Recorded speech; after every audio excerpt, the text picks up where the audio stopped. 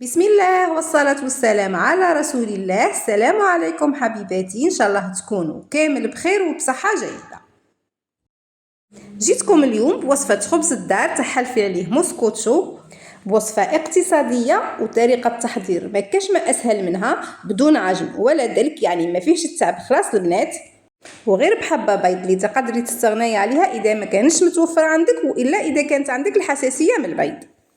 ورايحة تنجحي في هذه الوصفة إن شاء الله من أول تجربة، حتى وإذا كنتي مبتدئة. فقط تبعي معايا الفيديو من الأول للآخر، هكا باش تعرفي على كامل الخطوات. ما تنساوش خواتاتي تفرحوني، ربي يفرحكم إن شاء الله بالليجام وبالبارتاج، وابونيو في القناة وفعلوا الجرس ليوصلكم كل جديد بإذن الله تعالى. نبداو هنا في الوصفه. في ريسيبيون حطيت البنات كاس حليب دافي، ضفت له كاس ماء دافي. هنا البنات تقدروا تحطوا 2 كيسان حليب ولا تحطوا 2 كيسان ماء، ولا ديروا كيما درت انا. ضفت لهم مغرفه كبيره سكر، مغرفه كبيره خميره الخبز، وكاس سميد رطب. هنا البنات الكاس اللي راني نخدم به اللي يرفد 220 مليلتر. خلطت هاد المكونات مع بعضهم شويه، غطيتهم وخليتهم حتى الخميره تتفاعل. تقريبا انا هنا البنات خليتهم 10 دقائق. طبعا اذا درتوهم في الشتاء يعني حاولوا تخليوهم اكثر حتى تشوفوا هذا الخليط تاعكم رجع كما راكم تشوفوا معايا. في المرحله هذه راح نضيفوا باقي المكونات اللي هي ربع كاس زيت، مغرفه صغيره ملح، طبعا هنا الملح البنات على حساب ذوقكم، وضفت لهم بياض بيضاء. كما قلت لكم البنات تقدروا تستغنوا عليه، انا هنا ضفت البياض البيضاء، والصفار راح نغطيه به ما ينشفش به، ومن بعد ندهن به خبز الدار تاعي من الفوق. واللي ما خدمتش هذه الوصفه بالبيض في الاخير راح نقول لك حبيبتي بما تدهني خبز الدار تاعك من الفوق. نخلط هاد المكونات مع بعضهم مليح حتى ينسجموا، ومن بعد البنات نزيد نضيف لهم نص مغرفه صغيره خميره الحلويات، يعني حوالي 2 غرامات ونص حتى ل 3 غرامات. نزيد نخلطهم هنا البنات شويه، ومباشره نبدا نضيف في الفارينه. بالنسبه للفارينه مبدئيا انا هنا حطيت 2 كيسان بنفس الكاس البنات اللي كيلت به الحليب والماء. نخلطهم مليح مليح. هنا البنات يعني كما راكم تشوفوا مازلت ما استعملتش يدي، راني غير بالفوي. والحاجه البنات اللي راح تعوض لكم العجن اللي هي كي تجيو تخلطوا المكونات مع الفارينه، حاولوا تخلطوا تخبطوا كما راكم تشوفوا معايا، يعني هذه هي الخطوه اللي راح تعوض لكم الدلك والعجن تاعكم. زدت هنايا ضفت الكاس الثالث، زدت خلطته شويه ولقيت باللي العجينه تاعي مازالت تحتاج، يعني مازالت تتلاصق بزاف بزاف. زدت ضفت لها نص كاس. يعني هنا البنات الكميه الاجماليه تاع الفارينه اللي خدمت بها هي 3 كيسان ونص. وفي الاخر لازم القوام اللي تتحصلوا عليه لازم يكون البنات طري بزاف ويتلاصق.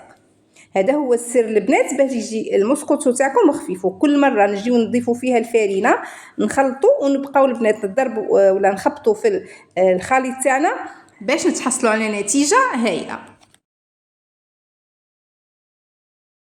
هنايا حبيت نخدم غير بيدي، تقدروا البنات تكملوا تخدموا بالفوي ولا تخدموا بسباتيل. بعد ما ضفت نص الكاس البنات بقيت نلم في العجينه كما راكم تشوفوا هكا، وزدت خبطتها شويه. يعني البنات مده تاع اللي حطيت فيها الفارينه وبين الخبط اللي خبطت هذه العجينه هو حوالي يعني من 5 دقائق حتى ل 7 دقائق. والسر البنات باش تنجحوا في هذه الوصفه لازم اول حاجه تخبطوا العجينه تاعكم مليح، وثاني حاجه تخليوا العجينه تتلاصق. هكا بربي ان شاء الله راح تنجحوا في هذه الوصفه ومن اول تجربه. بعد ما فاتوا هنايا 6 دقائق زدت غطيت العجينه تاعي البنات وخليتها حتى تخمر ويتضاعف الحجم تاعها.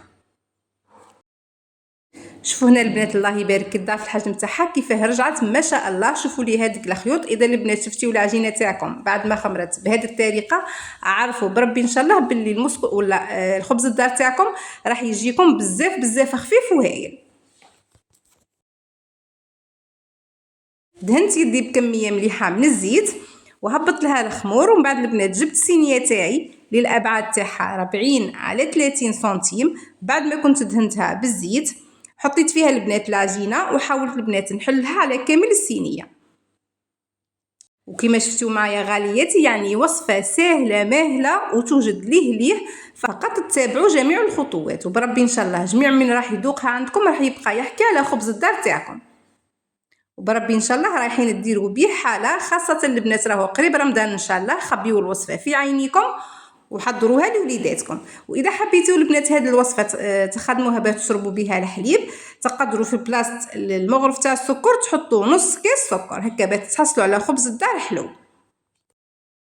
بعد ما كملت حليت العجينه تاعي مباشره هنا البنات جبت صفار البيضاء، ضفت له مغرف كبيره حليب ودهنت به خبز الدار، وزدت رشيت عليه كميه من السانوج ومن الجلجلانيه.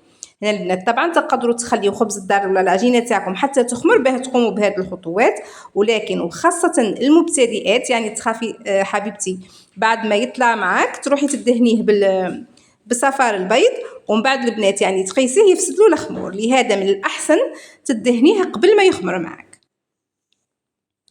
واللي ما حبتش يعني دير البيض تقدر هنا البنات من الفوق تدهنوه غير بالحليب وراح يجيك احمر ما شاء الله. البنات غطيته خليته حتى ضعف الحجم تاعو ودخلته للفرن، حطيته في الرف الوسطاني، شعلت البنات الفرن من قبل على 200 درجه، حطيته كما قلت لكم في الرف الوسطاني. بعد ما شفتو طاب لي من التحت وبدا يحمر لي من الجوانب هبطته للرف التحتاني، خليته حتى خدا هذه التحميره اللي راكم تشوفوا فيها وخرجته، ومباشره هنا البنات غطيته بالسيرفيتا باه تبقى لي هذيك يعني يبقى خبز الدار من الفوق طري.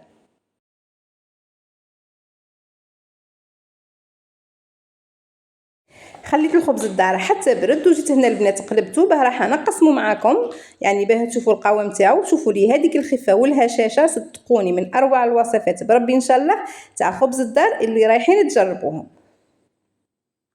كما قلت لكم يا البنات يجي خفيف يجي مثقب ولا اروع، واللي راح يذوقوا عندك ما راحش يصدق باللي خدمتيه بدون عجن ولا دلك، وصفه ناجحه مليار بالمية ومن اول تجربه. وكان نصيحه البنات كي تجيو تقسموا خبز الدار لازم تخليوه حتى يبرد مليح، سينو اذا قسمتيوه وهو سخون بلاصه الموس هذيك البنات رايحه تعجن لكم.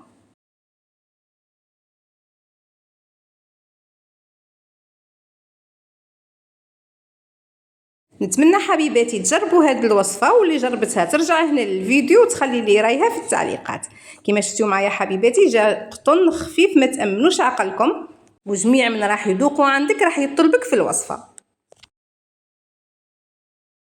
اللي وصلت معايا حتى لهذا الجزء من الفيديو نتمنى حبيبتي اذا نسيتي ما درتيليش الجيم روحي درك حطي لي هذيك الجيم وديري لي بارطاج، واذا ما كنتيش مشتركه اشتركي وفعلي زر الجرس ليصلك كل جديد. نتلاقاو ان شاء الله في وصفه جديده، والسلام عليكم ورحمه الله تعالى وبركاته.